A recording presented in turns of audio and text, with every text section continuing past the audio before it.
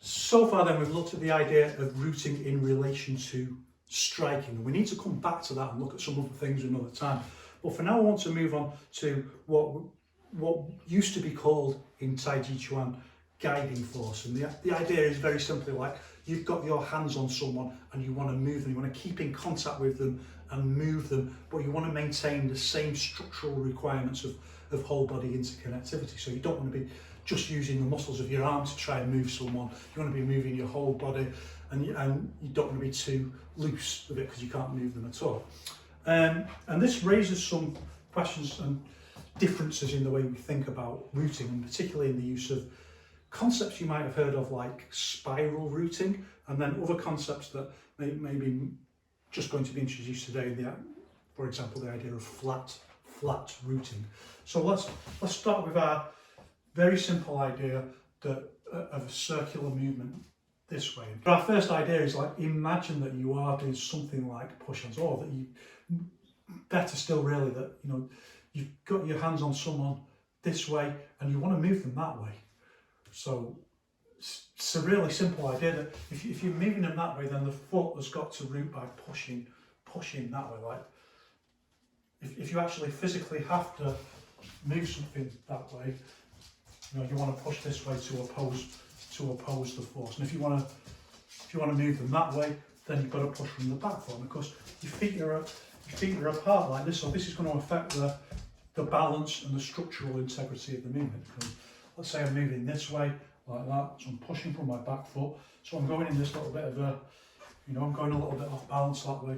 So I'm trying to counter that by the quad going in.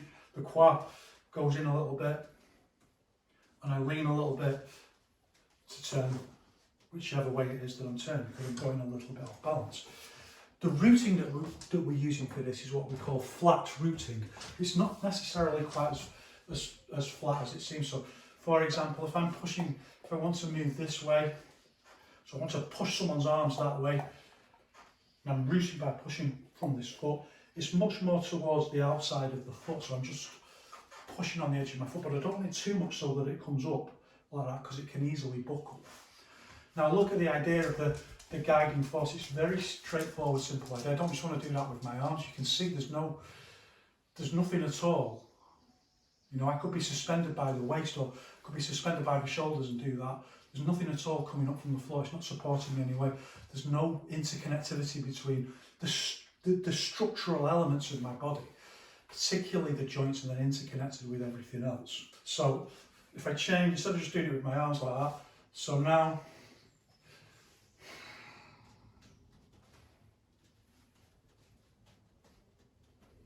and as I change, so I'm pushing this way, I'm pushing out more to the left side, and then as I change in, going this way, this front foot in particular is now changing to pushing in like that, so pulling, physically like that, to just counterbalance the movement. So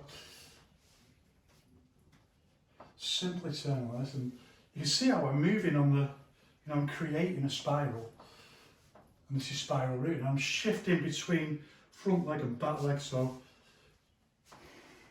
when I go this way, and it changes, by the way, like the more intense the resistance, like the more power you've got to put in, the more intense the feeling you'll feel, particularly between the legs. But our dominant root is changing between so if that's front foot, that's back foot. But I can change, so dominant root back foot, but I'm adding extra energy. And you can see my legs going like that to support. Because this one's pushing that way and that one's pushing in like that. So they can't go in like that. And I'm supporting the idea is I'm moving something. And if you don't think this is real, then get on the back and do it. And then, like they say, each one reveals all secrets in Wushu. So things like I was thinking about it, so I was on the bag and I was thinking about how to do this movement, and I was going like, well, this is just straight out of Mantis, isn't it? Like it's the same, I always say Wushu is one art, the same principles run through everything. get on the bag and just practice like pushing it that way and then pulling it, and you just feel naturally the way the routing works. Wang Shangjai says somewhere like that just actual practical training is your coach, and that's a really good example. You can just get on the bag and just feel, just want to move the bag around, just want to like push and catch, push and catch, push and catch, and it just instructs your body in how to. Wang Shangjai uses this term that's translated into English of dyskinesthesia, meaning like your body is out of alignment, the different elements of your body are out of alignment. And for all the people who say, you know, oh, you need a teacher to show you how to do it right, and the teacher can save you a lot of time, nevertheless, actually getting on an object like the bag, just doing it on the air first, then getting on a bag will just help you with those microstructural adjustments to just get it right and just teach you how to do it, because otherwise you won't move that bag at all. And for those people who say, you know, oh, that kind of thing, it's mere external strength and all that, they can't move the bag at all. And they're the people who will say, oh, I don't work on bags. Same when we go the other way. And we can play with the routing a little bit, so we can start adding these, what we call lock points. So it's like the guiding force is like we're just trying to move people, and you don't have to move them, by the way. You can move, like if they're quite strong, you can move and just change your position relative to. So it could be for a push. So you don't actually have to. You don't actually need the physical force to physically move someone if they're really strong. It's about repositioning you. So you could move around then, as we'll talk about in a moment, and just create a better option for hitting. So that's also a really interesting and useful way that this kind of structural movement adapts itself to another physical form. But we can add in these little lock points, which will be the point where we want to just release a little bit of force. Maybe just doesn't necessarily have to be a massive amount of force. It's just short, sharp movement. And if people don't think that that's what Farley means in Yiquan, I can assure you that Wang Shangjai explains this specifically. That from micro movement training, then we move into these short, sharp movements, and that just creates the opening to strike or push, or you know, to make some kind of attack or pull or whatever. So we can start then. And what we start doing then is something we call pinning the root, like pinning it into the floor. So you just see a little movement, like so we're going around like this, and then the lock point where we want to move, when we want to do Farley, we want to issue force, we just pin the root a little bit, and then hit. And sometimes the healer will move out, because actually what we're doing is something very similar to when we strike. It's just that we're in contact with the other person. So we'll keep the root pins just for a split second, pushes into the ground even more firmly. So here it's been very adaptive. When it pins, it's making a commitment to, well, we're going that way, you know, and for a split second the energy is just going to be here. For a split second, we're going to fully commit our energy to this posture, where we're moving you, or I'm just moving myself around you with force.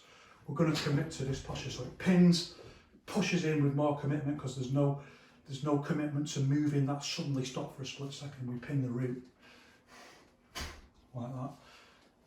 You can just see the foot, and the same the other way. This foot, this root pins, and that can be enough to move someone, by the way. Right in the nuts again. If their posture is weak, you know, you can just pull them straight off their roots like that. It's really not that hard to do. Other things might require a little bit more manoeuvring of the person, and then there's some things that maybe require a little bit more explanation. So I remember once I was at an event with my coach, and there was an instructor of, let's just say, a certain martial arts, Chinese martial arts, and he was doing this, what was effectively a parlour trick of getting people to stand just straight on, and he was just pushing them with a finger and pushing them over. I mean, he was making a point really that, you know, like, it's quite easy to push someone over, it's not, but he was doing this parlour trick, and then For various reasons, he ended up doing some push hands with my coach, and I saw like another, yeah, I saw, well, as we always did, I mean, really day in, day out for years, just a level that sometimes kind of defies explanation, almost like another level of human. But he was doing push hands and he was doing some stuff. I like to think my push hands are pretty good, particularly for that kind of thing. But he did one thing where he whatever was going on up here, something went on up here very fast that he didn't quite catch. But then my coach used like this part of his foot to just slide in and hit the toes of this martial arts instructor, who was much bigger than him, and hit him right, like he slid on the floor. He didn't raise up, like the other guy's foot was on the floor, and hit his toes flat on like that. And this guy just went ping right up into the air. And my coach dragged him out of the air like that. I mean, answers on a postcard, that's like still something where I'm just like, how did you do that? What was that skill? It was just like, but he dragged him out of the air, and then, I mean, this guy was just going to slam into the floor, and he just held on to him, and you know, and saved his face. Like actually held him up and saved his face, and just picked him up like that. And I don't think this guy even realised like what this was like. And he was still pretty arrogant afterwards, actually. And my coach said to us like, would it have been better if I just put him off on the floor? Do you think? And we were like, no, that was so cool. Like, it was just so cool, everything about it. But then also the way that he saved this guy's face and he didn't even know. It was so cool. And like, no, that's awesome. Yeah, things like that. And a few things myself where I just think, and actually Jack talks about that as well. Like a few things where you think, how did that happen? Like, and just who knows? Perfect alignment of. I mean, they're all just descriptions, aren't they? But next we need to think of, thanks mate, always be ready, surprise cod shot at any moment. Don't do it again, no. Then we need to think about, if we want to move someone, let's say we're moving someone this way, and then we want to hit, and this is what we call combination flow or flow chain. So, I mean, I just usually call it combination flow, but some people call it a flow chain. It's like a chain of things, but they're all going to flow into one another. I'm going to use the, I mean, you know, if you're an Yiquan fan, then you'll have seen it a million times, you know, like in push hands and things like that. Don't see it that often in sparring, but you can see me doing it like quite a lot in sparring. Which obviously is where we need it. That's the, you know, that's the idea, that you've got to bring it into sparring ultimately. And that's actually not that hard, by the way. It's just a matter of actually doing the sparring and being mindful of working on those, usually in drills first of all, and then just bring them into sparring. It's not that difficult. So we're flowing this, so we can flow. And again, we don't actually need them to move. Ideally, they're going to move a little bit, because this is one of the principles of each one that we work with. And there's this whole debate about, should you push people in a fight? And people will say, oh yeah, you know, you can push them into a table or a wall and stuff like that, which is true.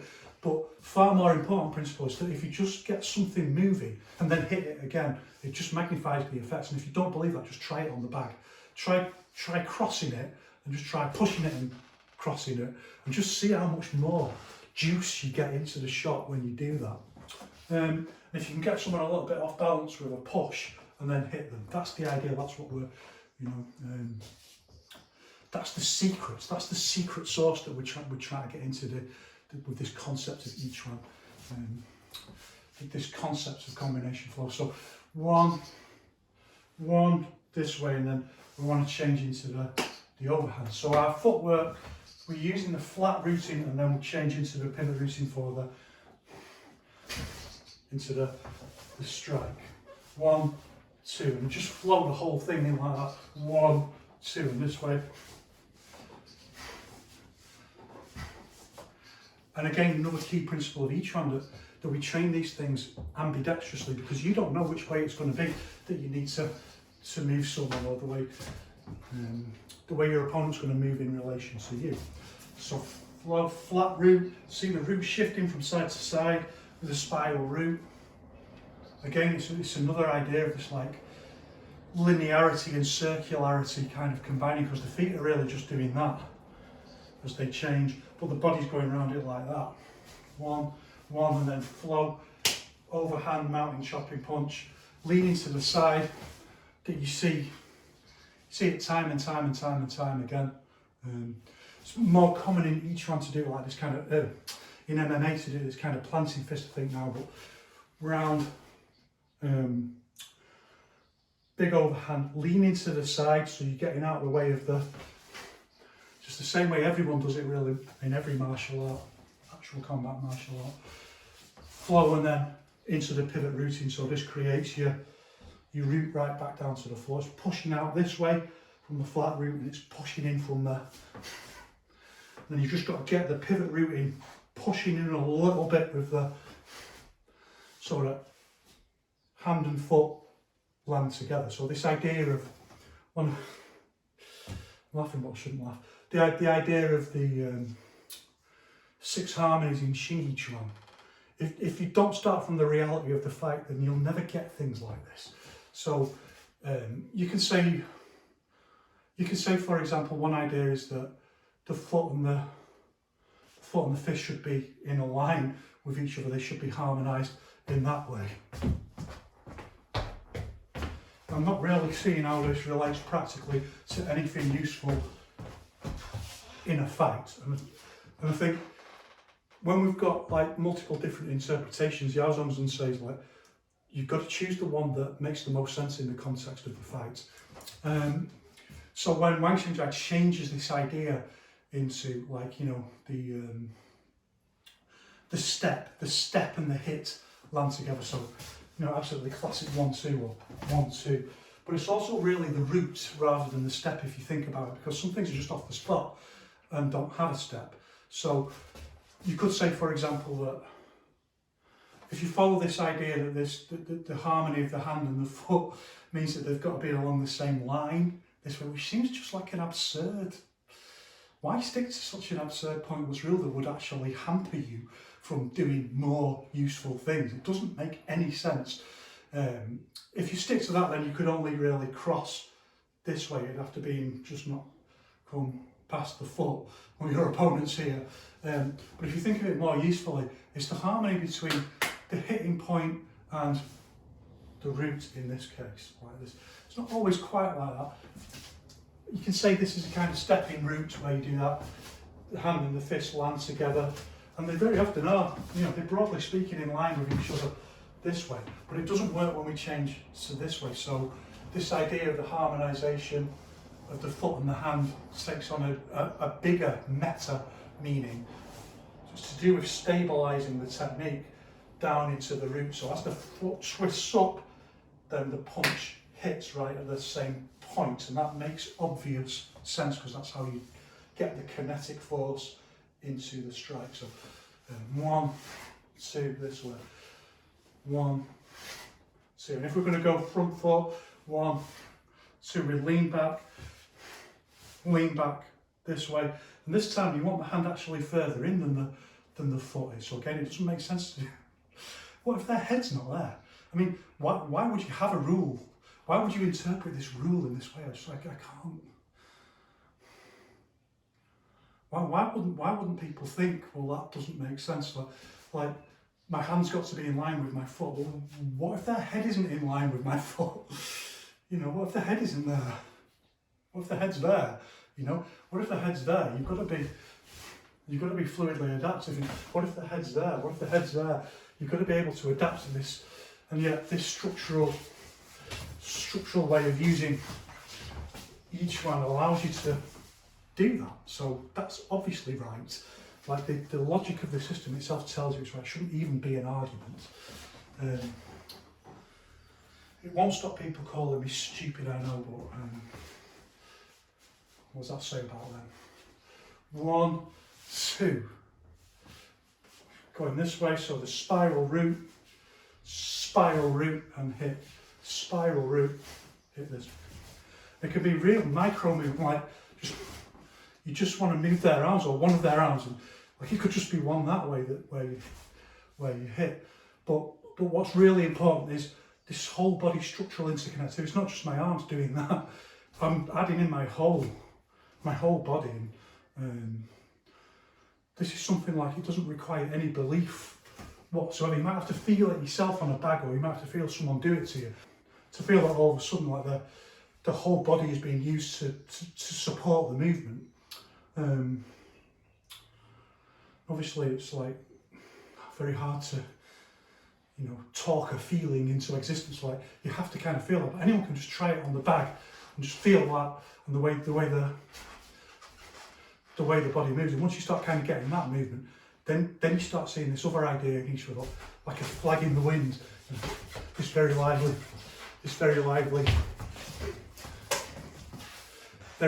movement. But the next thing you'll discover is that you can apply it in multiple different ways. So once you, even just, these are two very simple, you know, there's lots of other variations of this, two very simple, just flat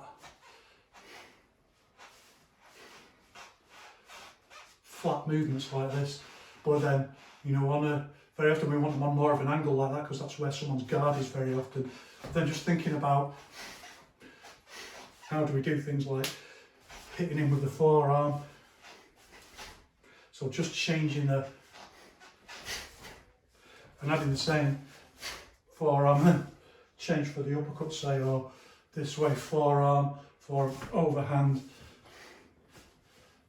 at an angle like this, forearm in with the push, and just applying, opening up along this kind of innovation chain where there's, you know, again, when people say like, oh, you need a teacher to show you, like, nah, you maybe need a teacher to really help you with some of the basics. And if you're not kind of a creative thinker, and there's a difference in the ways people are able to innovate like this, but for most people, it's once you get the actual fundamental principle, then you can just keep going along the innovation chain.